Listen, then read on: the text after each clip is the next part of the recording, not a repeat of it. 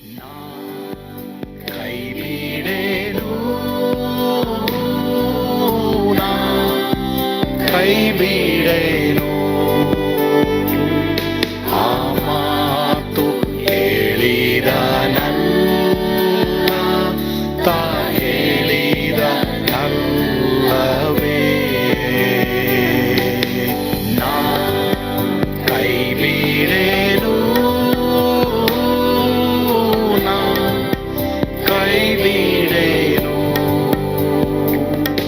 ಆ ಮಾತು ಹೇಳಿದ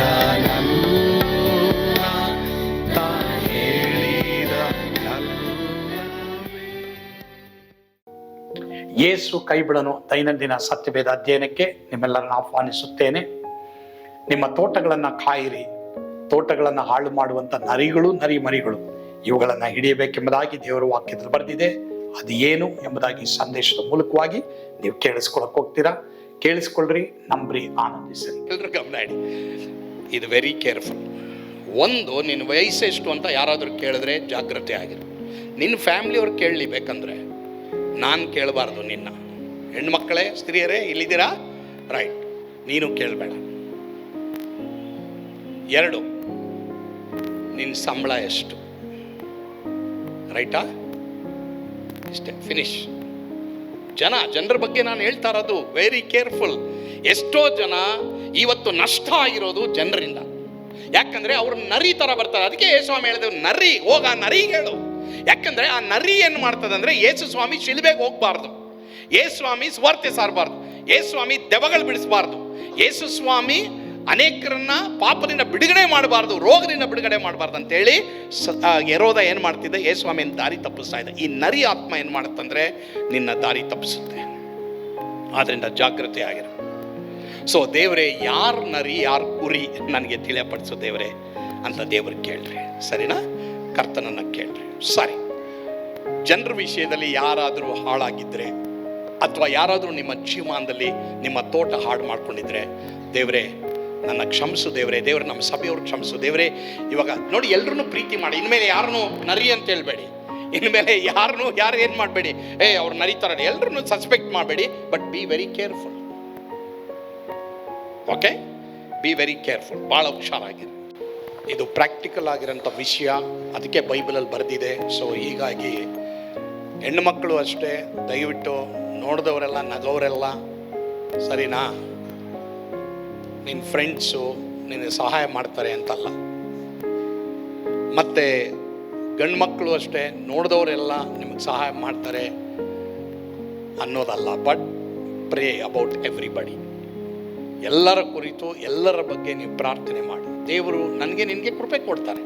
ಒಂದು ವೇಳೆ ಆ ಥರ ಯಾರಾದರೂ ನಷ್ಟ ಆಗಿದ್ರೆ ಏನು ಕೈ ಎತ್ತದ ಬೇಡ. ಎಷ್ಟೋ ಜನ ಇವತ್ತು ನೀವೇ ಹೇಳ್ತೀರಾ, ಹೌದು ನಾನು ತಿಳಿದೆ ಅಲೋ ಮಾಡಿಬಿಟ್ಟೆ, ನಾನು ತಿಳಿದೆ ಇದು ಮಾಡಿಬಿಟ್ಟೆ ಅಂತ. ಎಷ್ಟೋ ಜನ ನಷ್ಟ ಪಟ್ಟಿದ್ದೀರಾ, ಎಷ್ಟೋ ಜನ ಹಾಳಾಗಿದ್ದೀರಾ, ಎಷ್ಟೋ ಜನ ನಿಮ್ಮ ಒಂದು ಲೈಫ್ನ ಪ್ರೊಫೆಷನ್ ಇರ್ಬೋದು ಅಥವಾ ಏನೇನೋ ಕಾರ್ಯಗಳನ್ನ ನೀವು ಹಾಳು ಮಾಡ್ಕೊಂಡಿದ್ದೀರಾ.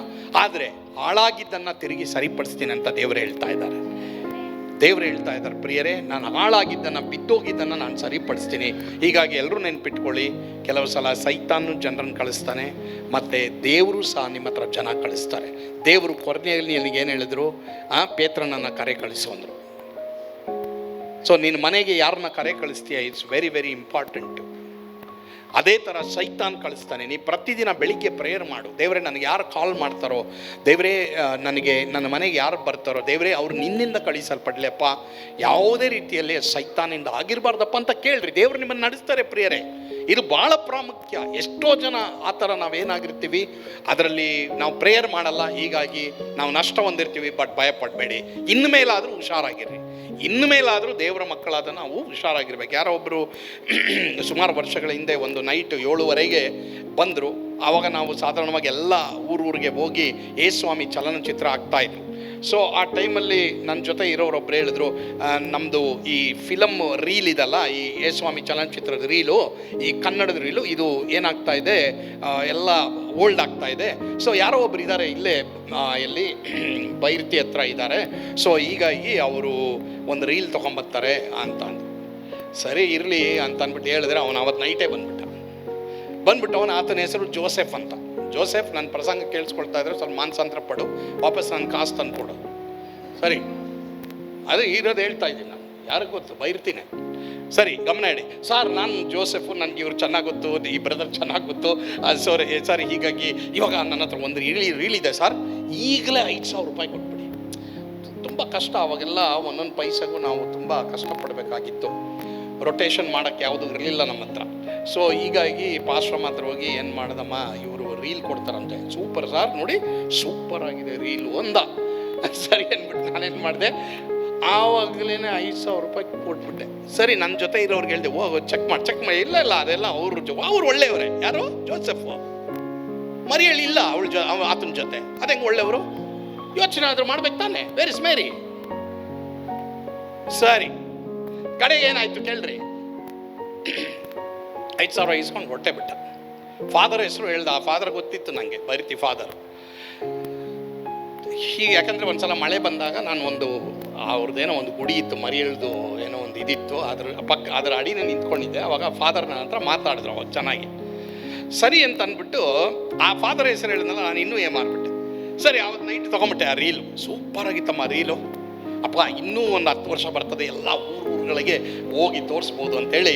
ನೋಡಿ, ಬಾನ್ಸ್ವಾಡಿಯಿಂದ ಬರ್ತಾ ಇದ್ದೀರಾ, ಬಾಬ್ಸಪಾಳ್ಯದಿಂದ ಬರ್ತಾ ಇದ್ದೀರಾ, ಚೇಳಿಕೆರೆಯಿಂದ ಬರ್ತಾ ಇದ್ದೀರಾ, ಸೊಣ್ಣಪ್ಪನಹಳ್ಳಿಯಿಂದ ಬರ್ತಾ ಇದ್ದೀರಾ, ಮಾತ್ರವಲ್ಲದೆ ಬೈರ್ತಿಯಿಂದ ಬರ್ತಾ ಇದ್ದೀರಾ, ಈಕೆ ಬಂಡೆ ಮೊಮ್ಮಸಂದ್ರದಿಂದ ಬರ್ತಾ ಇದ್ದೀರಾ, ಮಾತ್ರವಲ್ಲದೆ ಇಲ್ಲಿ ಮಿಡ್ಗಾನಹಳ್ಳಿಯಿಂದ ಬರ್ತಾ ಇದ್ದೀರಾ. ಹೀಗೆ ನಾನು ಒಂದೊಂದು ಊರು ಹೇಳ್ಕೊಂಡು ಹೋದರೆ ಈಗ ಮಹೇಶ್ ಮನೆ ಕಟ್ಟಿದ್ಯಲ್ಲಪ್ಪ, ಅಲ್ಲಿಂದ ಅಲ್ಲಿಗೂ ಹೋಗಿದ್ದೀನಿ ನಾನು. ಮತ್ತು ಇನ್ನೂ ಯಾರ್ಯಾರೋ ದೂರ ಯಾವ್ಯಾವ ಊರು ಹೇಳ್ತೀರಾ, ಬಾನ್ಸ್ವಾಡಿ ಇನ್ನೂ ಎಷ್ಟೆಷ್ಟು 800ರಿಂದ ಹಿಡಿದು ಯಾರ್ಯಾರು ಎಲ್ಲೆಲ್ಲಿದ್ದೀರೋ ಅಲ್ಲೆಲ್ಲ ಈ ಫಿಲಮ್ ತೋರಿಸಿದ್ದೀವಿ, ಸ್ವಾಮಿ ಫಿಲಮ್ ತೋರಿಸಿದ್ದೀವಿ. ಸರಿ, ಮಾರನೇ ದಿನ ನಾನು ಅಂದೆ, ವಿಲ್ಲಿ ಸ್ವಲ್ಪ ಚೆಕ್ ಮಾಡು ವಿಲಿಯಮ್. ಅವ್ರೇನು ಮಾಡಿದ್ರು, ಮಿಷನ್ಗೆ ಹಾಕ್ಬಿಟ್ಟು ಪ್ರೊಜೆಕ್ಟರ್ಗೆ ಹಾಕ್ಬಿಟ್ಟು ಚೆಕ್ ಮಾಡಿದ್ರೆ, ಯೀಶು ಮಸೀಹ ಶುಭ ಸಂದೇಶ ಹೇ ವಿಲಿ, ಯೇಸು ಕ್ರಿಸ್ತನ ಶುಭ ಸಂದೇಶ ಅಂತ ಬರ್ಬೇಕಲ್ಲ ವಿಲಿ, ತಿರ್ಗಾ ರಿವೈಂಡ್ ಮಾಡು ಇರಿ ಮಾರ್ಕಣ ಅಂದ್ಬಿಟ್ಟು ಅವ್ನು ರಿವೈಂಡ್ ಮಾಡಿದ್ರೆ, ಪ್ರಭು ಯೀಶು ಮಸೀಹ ಶುಭ ಸಂದೇಶ ಹೇ ಆಪ್ ಸಬ್ ಲೋಕ್. ನನಗೆ ಅಷ್ಟು ಹಿಂದಿ ಗೊತ್ತಿಲ್ಲ. ಅದು ನೋಡಿದ್ರೆ ಆ ರೀಲ್ ಯಾವುದು ಗೊತ್ತಾ? ಹಿಂದಿ. ಮಾಡ್ಬಿಟ್ಟೆ. ಇವತ್ತವರೆಗೂ ಜೋಸೆಫು ನನಗೆ ಕೊಟ್ಟಿಲ್ಲ. ಯಾಕೆ ಗೊತ್ತಾ? ನಾನು ಪ್ರೇಯರ್ ಮಾಡಿಲ್ಲ. ಎಷ್ಟೋ ಜನ ನಿಮ್ಮ ಮನೆ ಒಳಗಡೆ, ನಿಮ್ಮ ಬಿಸ್ನೆಸ್ ಒಳಗಡೆ, ನಿಮ್ಮ ಎಜುಕೇಷನ್ ಒಳಗಡೆ, ನಿಮ್ಮ ಲೈಫ್ ಒಳಗಡೆ ಕೆಲವ್ರನ್ನ ಅಲೋ ಮಾಡಿದ್ದೀರ. ನೋಡಕ್ಕೆ ಪ್ರಸಾದದ ಥರ ಇರ್ತಾರೆ, ಬೆಳ್ಳಗಿರೋದೆಲ್ಲ ಹಾಲಲ್ಲ ಅಂತ ಒಂದು ಗಾದೆ ಇದೆ. ಅದೇ ಥರ ಬಿ ವೆರಿ ಕೇರ್ಫುಲ್. ಪ್ರಿಯ ದೇವರ ಮಕ್ಕಳೇ, ನಾನು ನಂಬ್ತೀನಿ ಈ ಸಂದೇಶದ ಮೂಲಕವಾಗಿ ದೇವರು ನಿಮ್ಮನ್ನು ಖಂಡಿತವಾಗಿ ಆಶೀರ್ವಾದ ಮಾಡಿದ್ದಾರೆ. ಇನ್ನು ಮುಂದಿನ ದಿನಗಳಲ್ಲಿ ಎಚ್ಚರಿಕೆ ಆಗಿದ್ದು ನಿಮ್ಮ ಜೀವಿತವನ್ನ ಕರ್ತನಿಗೆ ಒಪ್ಪಿಸಿಕೊಡಿ. ತೋಟ ಎಂಬಂತ ನಿಮ್ಮ ಆತ್ಮಿಕ ಜೀವಿತ ಕಾದುಕೊಳ್ಳ್ರಿ. ಕರ್ತನ ನಿಮ್ಮನ್ನು ಆಶೀರ್ವಾದ ಮಾಡಲಿ. ಆಮೇಲೆ ಪ್ರಾರ್ಥಿಸೋಣವಾ? ನಮ್ಮನ್ನು ಬಹಳವಾಗಿ ಪ್ರೀತಿ ಮಾಡುವಂತ ನಮ್ಮ ಸ್ವರ್ಗೀಯ ತಂದೆಯಾದ ದೇವರೇ, ಹೌದಪ್ಪ, ಈ ಸಂದರ್ಭದಲ್ಲಿ ನರಿಮರಿಗಳನ್ನ ಹಿಡಿಯದೆ ಎಷ್ಟೋ ಜನ ತಮ್ಮ ಆತ್ಮಿಕ ಜೀವನದಲ್ಲಿ ಕುಗ್ಗಿ ಹೋಗಿದ್ದಾರೆ. ಅವ್ರಿಗೆ ನೀ ಕೃಪೆ ಕೊಡು, ದಯೆ ಕೊಡು ದೇವರೇ. ಮಕ್ಕಳನ್ನ ನೀನು ಆಶೀರ್ವಾದ ಮಾಡು, ನೀನು ಬಲಪಡಿಸು, ನಡೆಸು. ಯೇಸುವಿನ ಹೆಸರಿನಲ್ಲಿ ಪ್ರಾರ್ಥಿಸ್ತೇವೆ ಸ್ವಾಮಿ, ಆಮೇನ್. ಪ್ರಿಯರೇ, ಕರ್ತನು ನಿಮ್ಮನ್ನು ಆಶೀರ್ವಾದ ಮಾಡಲಿ. ಸ್ವರ್ಗದ ಆನಂದ ನಿಮ್ಮಲ್ಲಿ ತುಂಬಿ ತುಳುಕಲಿ. Amen. God bless you.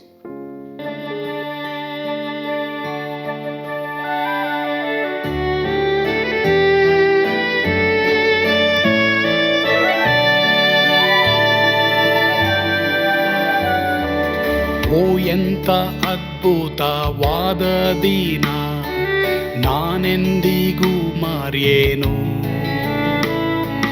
ಪಾಪಂಧಕಾರದೊಳ್ ಅಲೆದೇನ, ರಕ್ಷಕನ ಕಂಡೇನು. Komala ಕರುಣೆಯುಳ್ಳ Yesu N ಕೊರತೆ ನೀಗಿದ. ಕತ್ತಲೆ ಹೋಯಿತು, ಜ್ಯೋತಿಯು ಮೂಡಿತು, ನಾನೀಗ ಧನ್ಯನಾದೆ.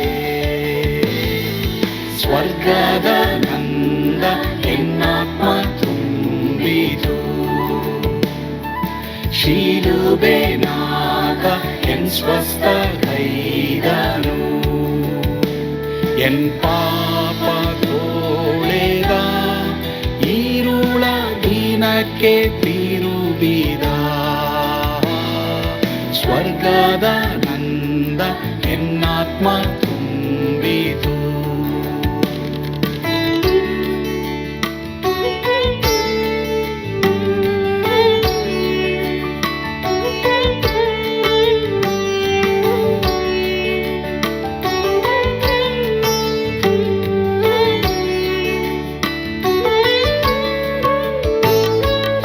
ಆತ್ಮನ ನೂತನ ಜನ್ಮದಿಂದ ದೇವಪುತ್ರನಾದೇನು,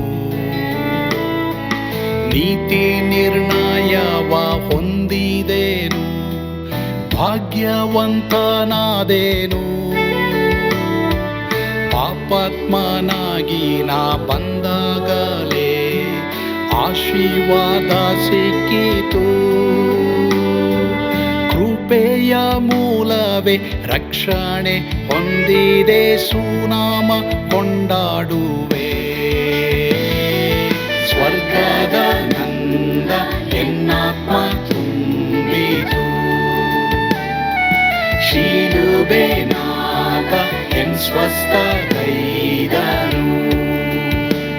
ಎನ್ ಪಾಪ ತೋಳೆದ, ಈರುಳ ದಿನಕ್ಕೆ ತಿರುಗಿದ. ಸ್ವರ್ಗದ ನಂದ ಎನ್ನಾತ್ಮ ತುಂಬಿತು.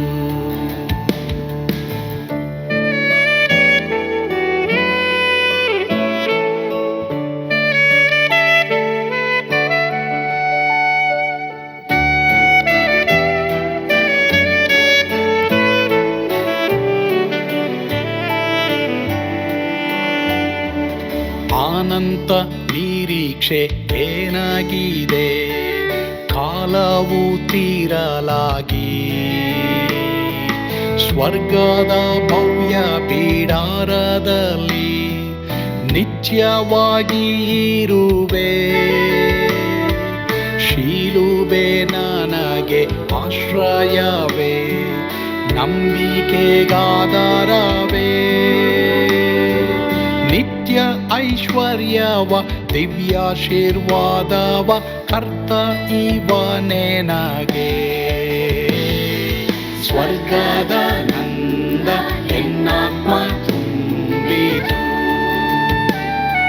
ಶಿಲುಬೆನಾಥ ಎನ್ ಸ್ವಸ್ಥಗೈದನು, ಎನ್ ಪಾಪ ತೋಳೆದ, ಈರುಳ ದಿನಕ್ಕೆ